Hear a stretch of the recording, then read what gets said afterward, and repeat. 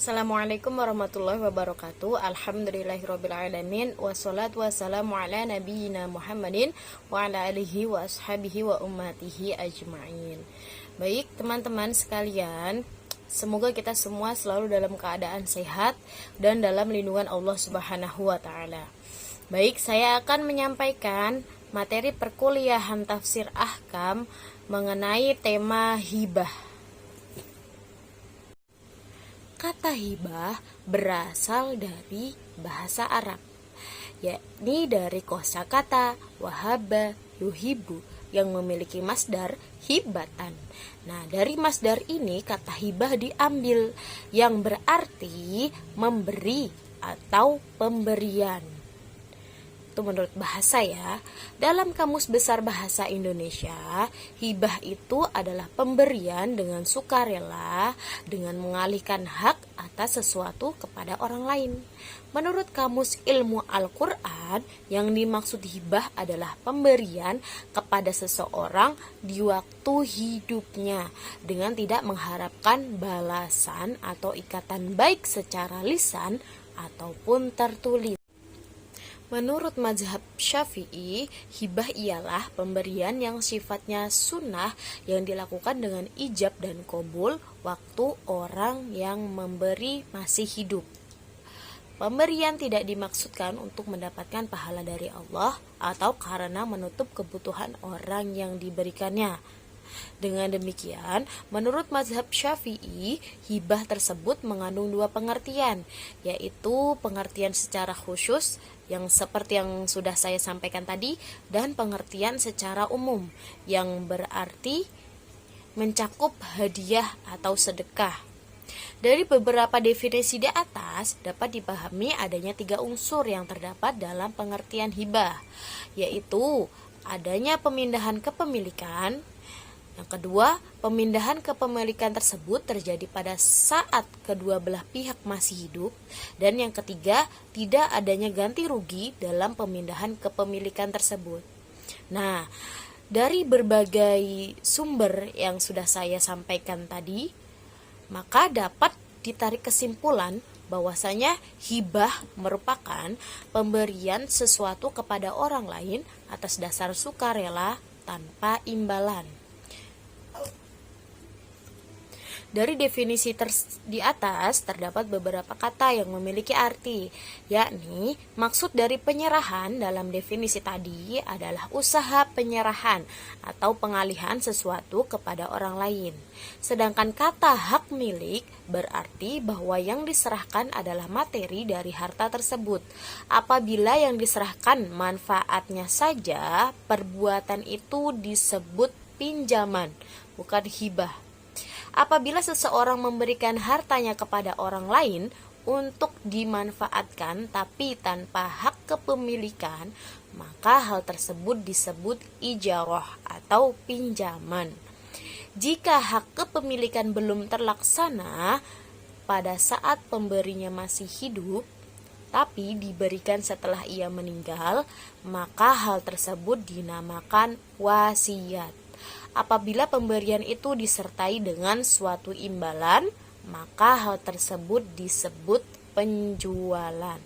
Jadi, berbagai kata dan berbagai makna. Pembahasan yang selanjutnya adalah rukun hibah. Adapun rukun hibah, menurut jumhur ulama ada 4, yaitu yang pertama adalah orang yang memberi atau biasa disebut al-wahib. Adapun pemberi atau wahib, dia adalah pemilik barang ketika dalam kondisi sehat dan memiliki kewenangan untuk melakukan tindakan terhadap urusannya. Jika ada orang yang sakit menghibahkan sesuatu kepada orang lain, kemudian setelah itu dia meninggal, maka menurut jumhur ulama hibahnya itu masuk dalam sepertiga warisannya. Karena hibah mempunyai akibat kepemilikan hak milik, maka pihak yang memberi dituntut sebagai pemilik yang mempunyai hak penuh atas benda yang dihibahkan atau al-mauhub. Tidak boleh terjadi seseorang menghibahkan sesuatu yang bukan miliknya. Bila hal ini terjadi, maka perbuatan ini batal. Nah, yang kedua dari rukun hibah adalah orang yang memberi atau al-mauhub ilaih. Adapun orang yang diberi atau al-mauhub lah, maka bisa siapa saja. Merupakan kesepakatan ulama bahwa seseorang boleh memberikan seluruh hartanya kepada orang lain yang bukan kerabatnya. Adapun memberikan semua harta kepada sebagian anaknya saja atau melebihkan pemberian kepada sebagian anak saja, maka menurut jumhur ulama hukumnya adalah makruh. Jika hal itu terjadi, maka ia tetap dibolehkan. Dengan tidak adanya ketentuan siapa yang berhak menerima hibah itu, berarti hibah bisa diberikan kepada siapa yang dikehendaki. Dalam hal ini bisa kepada keluarga sendiri ataupun kepada orang lain, termasuk kepada anak angkat. Hanya saja disyaratkan bagi penerima hibah benar-benar ada, bila benar-benar tidak ada diperkirakan adanya, misalnya dalam bentuk janin, maka tidak sah. Jadi pemberian hibah, kalau misalkan anak itu masih di dalam kandungan, itu tidak sah. Ya. Penerima hibah adalah setiap orang, baik perorangan maupun badan hukum, serta layak untuk memiliki barang yang dihibahkan padanya.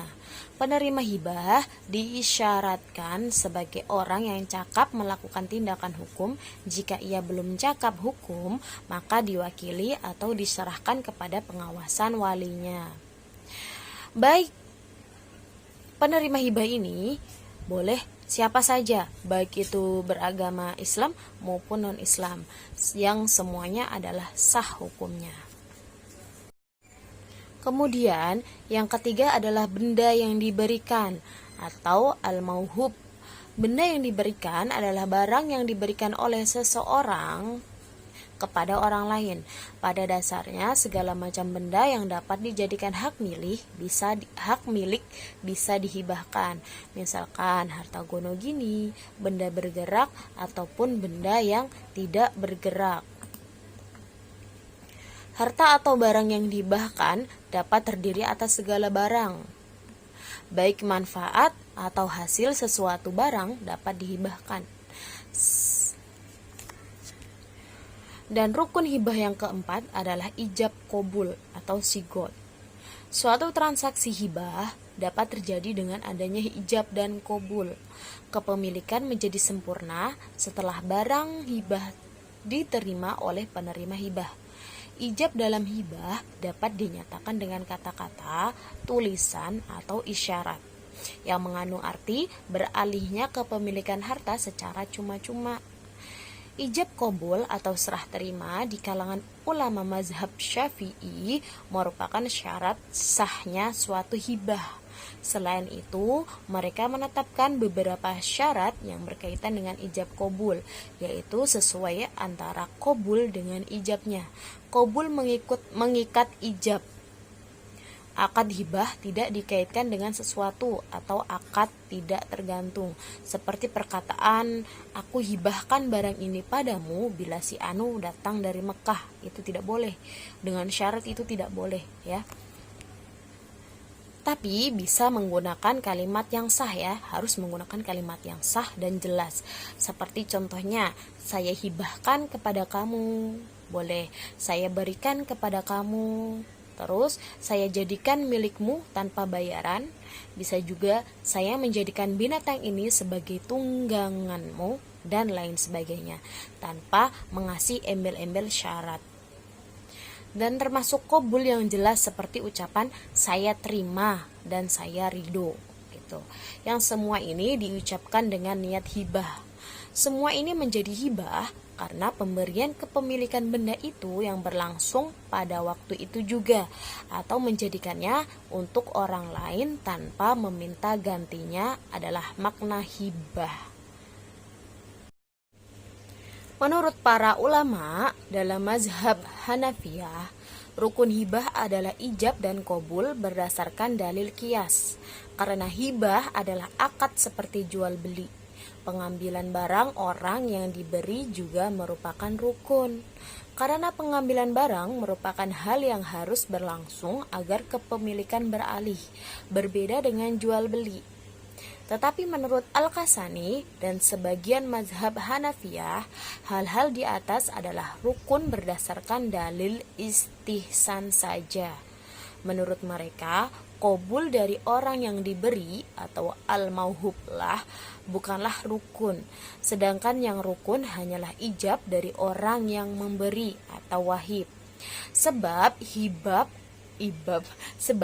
hibah adalah bahasa dalam ungkapan tentang ijab dari sang pemilik saja tanpa ada syarat qabul dari orang yang diberi. Sedangkan qabul diperlukan agar hukumnya tetap, yaitu agar seluruh konsekuensinya berlangsung, yaitu perpindahan kepemilikan tadi. Yang selanjutnya adalah syarat hibah. Adapun syarat hibah terdapat pada pemberi hibah, orang yang diberi hibah, barang yang dihibahkan, dan syigot atau ijab qabul. Syarat ini terdapat di dalam rukun-rukun tadi. Nah,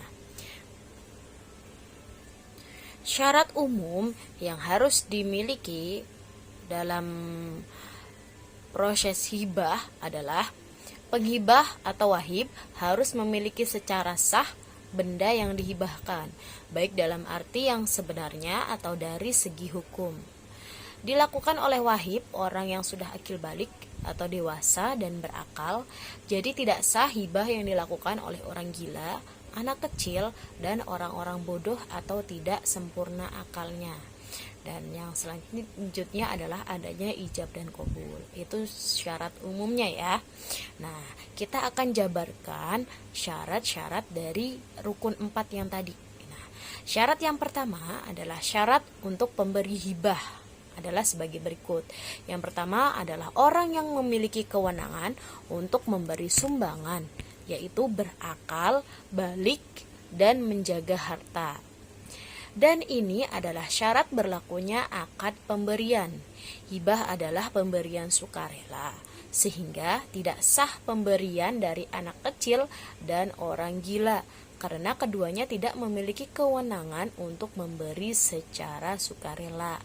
Nah, yang kedua dari syarat pemberi hibah adalah tidak dalam keadaan terpaksa, yaitu inisiatif memberi hibah harus datang atas kemauan sendiri dengan penuh kerelaan tanpa ada paksaan dari pihak lain. Karena ada salah satu prinsip utama dalam transaksi di bidang harta bendaan adalah orang yang dipaksa menghibahkan sesuatu miliknya bukan dengan hatinya, sudah pasti perbuatan itu tidak sah.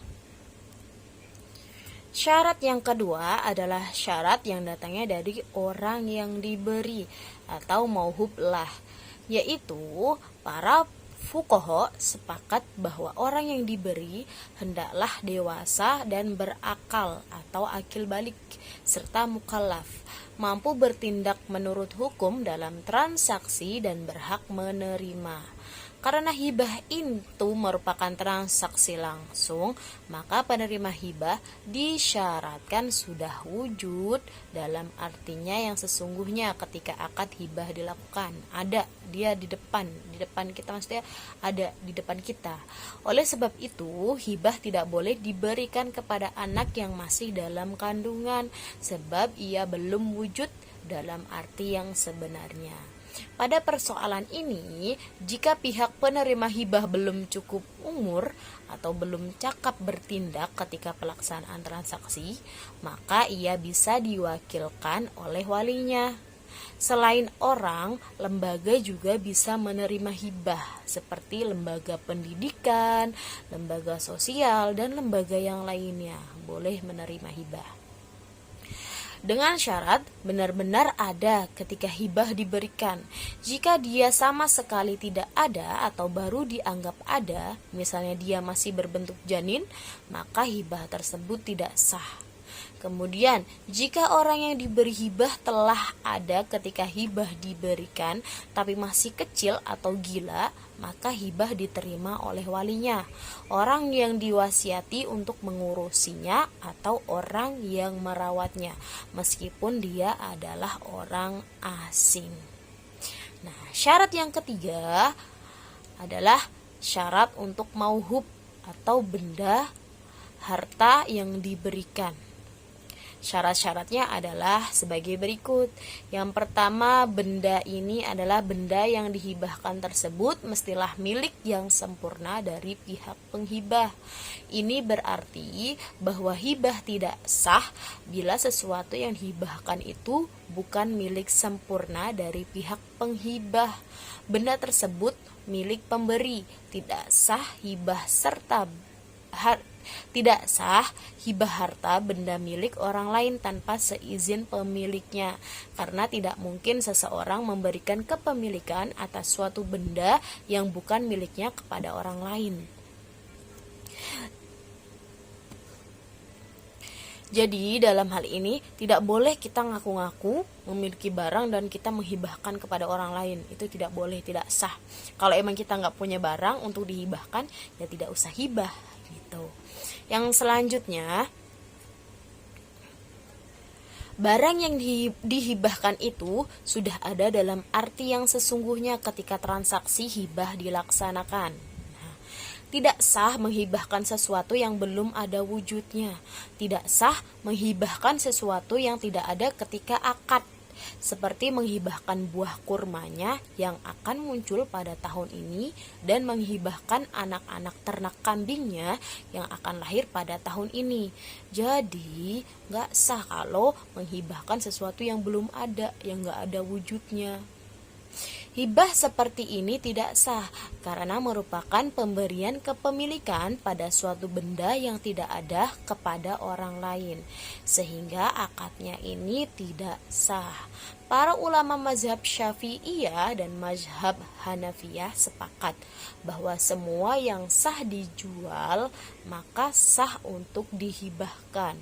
Sedangkan para ulama mazhab Malikiyah mengatakan bahwa hibah tetap sah pada benda yang tidak sah untuk dijual, seperti budak yang melarikan diri, onta yang lepas, benda yang tidak diketahui ciri-cirinya, buah yang belum matang, dan benda yang diambil orang lain tanpa izin. Selanjutnya, syarat dari benda itu adalah objek yang dihibahkan itu mestilah sesuatu yang boleh dimiliki oleh agama. Nah, tidaklah dibenarkan menghibahkan sesuatu yang tidak dibolehkan, yang tidak boleh dimiliki, seperti menghibahkan minuman yang memabukkan. Itu kan tidak boleh dalam agama, maka tidak boleh menghibahkan juga. Yang keempat dari syarat hibah bendanya tadi adalah harta yang dihibahkan tersebut mestilah telah terpisah secara jelas dari harta milik penghibah dan benda tersebut benda yang bernilai. Bisa dimiliki artinya kepemilikan berlaku atau barang yang dihibahkan dan kepemilikannya bisa dipindahkan dari satu tangan ke tangan yang lainnya, atau dengan kata lain bukan benda milik umum. Karena itu tidak sah menghibahkan air sungai, ikan di laut, burung di udara, atau masjid dan musola. Itu kan milik umum, jadinya nggak boleh ngaku-ngaku ini dihibahkan kepada kamu, sedangkan itu adalah fasilitas umum. Selanjutnya adalah penerima atau pengambilan barang oleh orang yang diberi. Ini merupakan syarat terpenting dalam benda hibah. Ini merupakan syarat yang membuat terlaksananya dan sempurnanya hibah. Kepemilikan orang yang diberi terhadap benda yang diberikan kepadanya tidak terwujud sebelum ia menerimanya. Bahkan hibah sendiri tidak bisa berlangsung kecuali dengan adanya penerimaannya terhadap barang. Karena dengan adanya penerimaan, maka ada hibah. Mengambil barang oleh orang yang diberi harus dengan seizin pemberi. Syarat terakhir ini merupakan syarat sah yang ditetapkan jumhur ulama, sehingga jika orang yang diberi mengambil barang pemberian tanpa seizin pemberi, maka barang itu tidak menjadi miliknya dan membuatnya harus menjamin ganti barang itu jika terjadi hal-hal yang tidak diinginkan padanya. Nah, jadi serah terimanya itu harus dengan orang sesuai yang disepakati dan bendanya itu benar-benar miliknya gitu. Karena penyerahan barang itu kepada orang yang tidak diberi, dengan orang yang diberi tidak wajib atas pemberi, sehingga tidak sah penyerahannya kecuali dengan seizinnya. Di samping itu, izin untuk menerima barang merupakan syarat sahnya penerimaan barang dalam jual beli, sehingga dalam hal hibah itu lebih disyaratkan karena di dalamnya penerimaan terhadap barang adalah syarat bagi keabsahannya, berbeda dengan jual beli.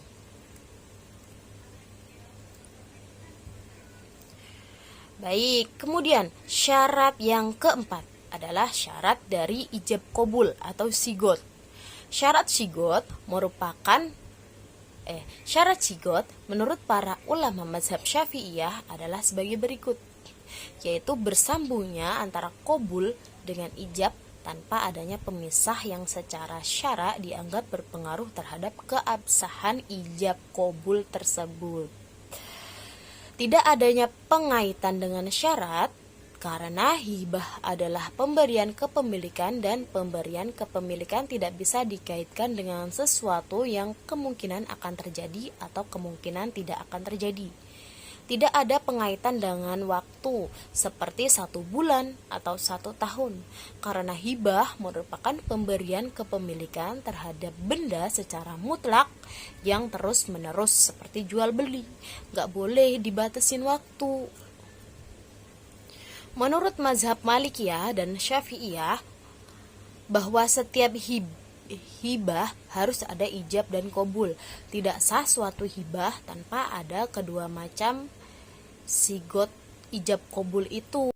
Sebaliknya, menurut sebagian pengikut ulama Hanafiyah memandang sah suatu hibah tanpa qabul, cukup dengan ijab saja. Sebenarnya dalam ajaran Islam tidak mensyaratkan agar dalam hibah disiapkan alat-alat bukti seperti saksi, surat-surat autentik dan sebagainya. Tetapi sebaiknya menurut perkembangan zaman pada sekarang ini, dalam hibah itu ada alat-alat buktinya untuk menjaga kemungkinan di kemudian hari terjadi perkara atau persoalan hibah itu. Karena dengan adanya alat bukti lebih mempermudah menyelesaikan persoalan tersebut. Misalnya alat-alat bukti hibah yang berhubungan dengan barang-barang yang tidak bergerak dan tahan lama seperti tanah, kebun, rumah, dan sebagainya. Kita lanjut ke pembahasan berikutnya, yaitu macam-macam hibah, atau di buku yang referensi yang saya dapatkan itu ditulisnya persoalan-persoalan dalam hibah. Itu ada 3. Yang pertama adalah hibah bersyarat. Pada dasarnya, hibah adalah pemberian milik yang sebenarnya secara langsung dan sempurna kepada seseorang yang menerima hibah. Oleh sebab itu, jika suatu hibah ditetapkan syarat-syarat tertentu seperti pembatasan penggunaan barang hibah dan sebagainya, maka syarat-syarat yang demikian adalah tidak sah, sekalipun hibahnya sendiri adalah sah. Karena syarat yang demikian mengakibatkan hibah itu adalah hibah yang fasid atau rusak. Contohnya, si Amin menghibah sebuah rumah miliknya kepada si Bobby dengan syarat jika si Bobby hendak menjual rumah itu pada suatu saat harus mendapat persetujuan lebih dahulu dari si Amin atau ahli warisnya si Amin. Dalam hal ini hibah adalah sah, hibahnya sah karena telah lengkap syarat-syaratnya. Tetapi ada syarat yang fasid, yaitu pemilikan si Bobby terhadap rumah itu belum sempurna karena ia belum dapat memindahkan terhadap rumah itu dengan sempurna. Yang tadi dengan harus ada syarat-syarat tadi. Jadi itu hibahnya sah tapi fasid, syaratnya tidak sah. Yang kedua adalah hibah umri. Hibah umri ialah semacam hibah yang dihibahkan seseorang kepada orang yang lain, yang pemberian itu hanya berlaku selama orang yang diberi hibah masih hidup. Bila yang diberi hibah meninggal dunia, maka harta hibah itu kembali milik penghibah. Contohnya, si Amin mengatakan, "Aku hibahkan rumahku ini kepada si Bobby dengan syarat jika si Bobby meninggal dunia, maka rumah itu kembali menjadi milikku atau menjadi ahli warisku." Nah, sebenarnya dalam umri ini terdapat syarat yang fasid, yaitu terjadi pemilikan terbatas waktunya. Lebih tepat hal ini adalah ariyah, karena hanya dapat diberikan berupa pemilikan manfaat. Dalam kompilasi hukum Islam pasal 212 dijelaskan bahwa hibah tidak dapat ditarik kembali kecuali hibah orang tua kepada anaknya. Dan dalam pasal 211 dijelaskan hibah dari orang tua kepada anaknya dapat diperhitungkan sebagai warisan. Sehingga dengan demikian selain hibah kepada anak, maka status hibah bersyarat adalah selamanya fasid. Hibah seperti ini diperselisihkan oleh para ulama dalam 3 pendapat. Bahwa hibah tersebut merupakan hibah yang terputus sama sekali, yakni bahwa hibah tersebut adalah hibah terhadap pokok barangnya. Pendapat ini dikemukakan oleh Imam Syafi'i, Abu Hanifah, Asy-Syauri, Ahmad, dan sekelompok fuqaha lainnya. Yang pendapat lainnya bahwa orang yang diberi hibah itu hanya memperoleh manfaatnya saja. Apabila orang tersebut meninggal dunia, maka pokok barang tersebut kembali kepada pemberi hibah atau ahli warisnya. Pendapat ini dikemukakan oleh Imam Malik dan para pengikutnya. Selanjutnya ada pendapat Imam Malik, apabila dalam akad tersebut disebutkan keturunan, sedang keturunannya sudah tidak ada, maka pokok barang tersebut kembali kepada pemberi hibah atau ahli warisnya. Bahwa apabila pemberi hibah berkata, barang ini selalu umurku masih ada, barang ini ada selama umurku masih ada untukmu dan keturunanmu, maka barang tersebut menjadi milik orang yang diberi hibah. Jika dalam akad tersebut tidak disebut-sebut soal keturunan, maka sesudah meninggalnya orang yang diberi hibah, barang tersebut kembali kepada pemberi hibah atau ahli warisnya. Pendapat ini dikemukakan oleh Daud dan Abu Sauri. Yang tadi selama aku masih hidup, berarti barang ini akan menjadi milikmu atau keturunanmu. Jika aku mati, kata si pemberi hibah itu, maka barang ini menjadi milik ahli warisku. Itu tidak boleh ya. Berbagai pendapat tadi yang dikemukakan oleh para fuqaha. Yang ketiga adalah hibah rukbi. Rukbi semacam pemberian bersyarat. Jika syarat itu ada, maka barang dihibahkan menjadi milik yang menerima hibah. Tetapi jika syarat itu tidak ada, maka barang itu tetap menjadi milik penghibah. Contohnya, si Amin menyatakan, "Aku serahkan rumahku ini kepada si Bobi untuk dimanfaatkan selama hidupnya. Jika si Bobi meninggal lebih dahulu dari aku, maka rumah itu kembali menjadi milikku.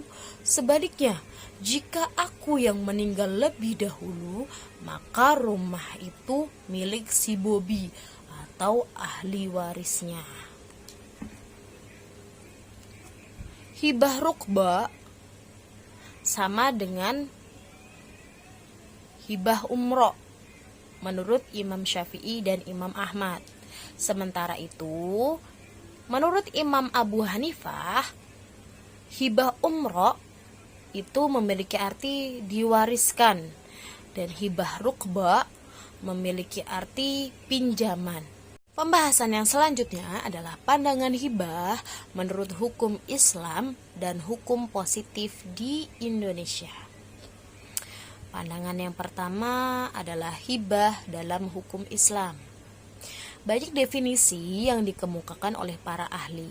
Salah satunya dikemukakan oleh Sayyid Sabiq dalam bukunya Fikih Sunnah, yaitu hibah adalah pemberian harta milik seseorang kepada orang lain di waktu dia hidup tanpa imbalan.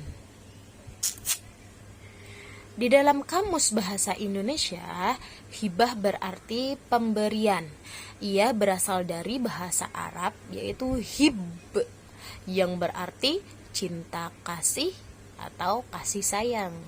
Pengertian ini sesuai dengan makna dan maksud hibah di dalam hukum Islam atau fikih. Seperti yang kita bahas tadi, semuanya itu adalah menurut hukum Islam ya. Yang kemudian adalah hibah menurut pandangan dalam Undang-Undang Nomor 3 Tahun 2006. Di dalam Undang-Undang Nomor 7 Tahun 1989 tentang peradilan agama tidak diatur tentang hibah, kecuali tentang kewenangan mengadili dari perkara tersebut, yaitu pada pasal 49. Kemudian di dalam undang-undang perubahannya yaitu Undang-Undang Nomor 3 Tahun 2006, selain menguatkan kembali kewenangan pengadilan agama atas perkara hibah, juga disinggung tentang pengertian hibah yang dituangkan di dalam penjelasan pasal demi pasal, yaitu dari penjelasan pasal 49 huruf D. Dalam penjelasan pasal 49 huruf D disebutkan bahwa yang dimaksud dengan hibah adalah pemberian suatu benda secara sukarela dan tanpa imbalan dari seseorang atau badan hukum kepada orang lain, atau badan hukum untuk dimiliki. Dan hibah dalam kompilasi hukum Islam atau KHI, di dalam kompilasi hukum Islam, ketentuan tentang hibah dimuat dalam pasal 171 huruf G dan pasal 210 sampai pasal 214.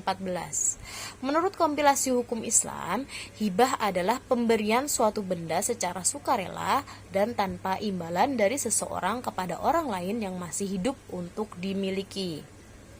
Secara garis pokok, tidak ada perbedaan pengertian hibah menurut KHI dengan pengertian hibah menurut fikih ataupun Undang-Undang Nomor 3 Tahun 2006 tadi. Yang selanjutnya, hibah dalam kompilasi hukum ekonomi syariah atau KHES. Di dalam KHES, pengaturan tentang hibah cukup rinci, dimulai dari pasal 685 sampai pasal 727. Pasal yang terkait dengan tata cara hibah adalah pasal 686 yang berbunyi, suatu akad hibah dapat terjadi dengan adanya ijab atau pernyataan. Kepemilikan menjadi sempurna setelah barang hibah diterima oleh penerima hibah. Ijab dalam hibah dapat dinyatakan dengan kata-kata, tulisan, atau isyarat yang mengandung arti beralihnya kepemilikan harta secara cuma-cuma.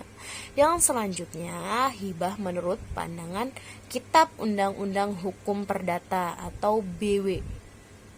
Dalam Kitab Undang-Undang Hukum Perdata, hibah diatur dalam buku ketiga tentang perikatan, mulai dari pasal 1666 sampai pasal 1693. Syarat-syarat bagi pemberi hibah adalah cakap dan dewasa. Ini terdapat di dalam pasal 1676 sampai 1677. Tata cara penghibahan: jika objek hibah berupa harta tak bergerak seperti tanah, maka penghibahan harus dilakukan dengan akta notaris. Akan tetapi, jika harta hibah berupa benda bergerak, cukup dengan penyerahan saja kepada penerima hibah. Itu terdapat di dalam pasal 1682 dan pasal 1687. Yang selanjutnya adalah hukum hibah setelah kematian salah satu pihak yang berakad. Ulama Hanafiyah berpendapat bahwa sifat kepemilikan pada hibah adalah tidak lazim. Dengan demikian, dibolehkan mengembalikan barang yang telah dihibahkan. Akan tetapi dihukumi makruh, sebab perbuatan itu termasuk menghina si pemberi hibah. Selain itu, yang diberi hibah harus rela. Hal itu diibaratkan adanya cacat dalam jual beli setelah barang dipegang pembeli. Jika pemberi hibah atau yang menerima hibah meninggal dunia sebelum ada penerimaan, jika kita mengatakan hibah adalah akad wajib, maka tidak batal dengan kematian salah satu pihak yang berakad, namun diteruskan oleh ahli warisnya. Dan jika kita mengatakan hibah termasuk akad boleh, maka dia batal dengan kematian salah satu pihak yang berakad, sama seperti wakil dalam perkongsian. Ini adalah pendapat Imam Ahmad, di mana beliau berkata tentang riwayat dari Ali bin Abi Thalib dan Abu Haritsah tentang seseorang laki-laki yang diberi hadiah, namun belum sampai kepadanya, dia meninggal. Hadiah itu kembali kepada pemberinya selama belum diterima. Dalilnya adalah hadis yang diriwayatkan oleh isnadnya dari Ummi Kulsum binti Salamah. Dia berkata, ketika Rasulullah menikahi Ummi Salamah, Rasulullah SAW berkata kepadanya, saya telah mengirim hadiah kepada Raja Najasyi berupa seperangkat pakaian dan beberapa liter minyak kasturi. Dan saya mendengar bahwa beliau sudah meninggal. Dan saya tidak melihat kecuali hadiah saya akan dikembalikan. Jika ia dikembalikan, maka dia milikku. Ummi Salamah berkata, apa yang diucapkan Rasulullah SAW adalah benar. Hadiahnya dikembalikan. Lalu beliau memberi setiap istrinya 1 ukiah minyak kasturi dan memberi saya sisanya dan seperangkat pakaian yang cantik. Begitu pula Syekh Wahbah Az-Zuhaili menjelaskan, jika orang yang diberi meninggal dunia, maka pemberi tidak bisa mengambil kembali pemberiannya. Hal ini karena pemberian itu telah berpindah kepemilikannya kepada ahli waris orang yang diberi, sehingga kepemilikannya seperti telah berpindah ketika dia masih hidup. Ini juga berlaku jika yang meninggal dunia si pemberi hibah, karena ahli warisnya adalah orang asing bagi pemberian itu dan tidak ada hubungannya dengan pemberian itu. Sedangkan pendapat yang mengatakan akad hibah batal dengan adanya kematian adalah lemah. Letak kelemahannya bukan kembali pada qabul atau penerimaannya, namun kembali kepada sifat akad, yaitu wajib atau luzum, dan ini berlaku juga pada hibah dan hadiah. Dan yang terakhir adalah Hikmah pemberian hibah. Hibah disyaratkan oleh Islam mengandung beberapa hikmah yang sangat agung. Di antaranya adalah 1. Menghidupkan semangat kebersamaan dan saling tolong-menolong dalam kebaikan. 2. Menumbuhkan sifat kedermawanan dan mengikis sifat bakhil. Yang ketiga, menimbulkan sifat-sifat terpuji seperti saling sayang menyayangi antar sesama manusia, ketulusan berkorban untuk kepentingan orang lain, dan menghilangkan sifat-sifat tercela seperti rakus, masa bodoh, kebencian, dan penyakit hati lainnya. Yang keempat, pemerataan pendapatan menuju terciptanya stabilitas sosial yang mantap. Yang kelima, mencapai keadilan dan kemakmuran yang merata. Nah, ini merupakan akhir dari pembahasan yang saya sampaikan mengenai hibah, yakni kesimpulan. Kesimpulannya, prinsip Islam mengenai penyerahan pemilikan atau suatu barang pemberian perlulah diingat bahwa pemberian tidaklah dapat dilakukan dengan samar-samar. Hibah itu haruslah dinyatakan dengan tegas dan terang. Dan maksud dari yang memberi haruslah diperlihatkan dengan penyerahan seluruhnya dari barang pemberian itu. Karena hibah tidak sah tanpa ada suatu penyerahan pemilikan atas barang itu. Oleh sebab itu, perbuatan pemilikan dari benda yang diberikan oleh yang menerimanya, baik langsung ataupun tidak langsung, adalah perlu untuk menyempurnakan suatu pemberiannya, sehingga tidak menjadi suatu masalah di kemudian hari. Hibah disebut juga hadiah atau pemberian. Dalam istilah syara, hibah berarti memberikan sesuatu kepada orang lain selagi hidup sebagai hak miliknya tanpa mengharapkan balasan. Apabila mengharap balasan semata-mata dari Allah Subhanahu wa Ta'ala, hal itu dinamakan sedekah. Kalau memuliakannya dinamakan hadiah. Tiap-tiap sedekah dan hadiah boleh dinamakan pemberian, tetapi tidak untuk sebaliknya. Qala Rasulullah sallallahu alaihi wasallam, tahadu tahabbu, yang artinya salinglah memberi hadiah, maka kalian akan saling mencintai. Yang hadis yang kedua, tasofahu yadhabul gillu wa tahadu tahabbu wa tadhabu syahna'u, yang artinya saling bersalamanlah atau berjabat tanganlah kalian, maka akan hilanglah kedengkian atau dendam. Saling memberi hadiahlah kalian, maka kalian akan saling mencintai dan akan hilang kebenciannya.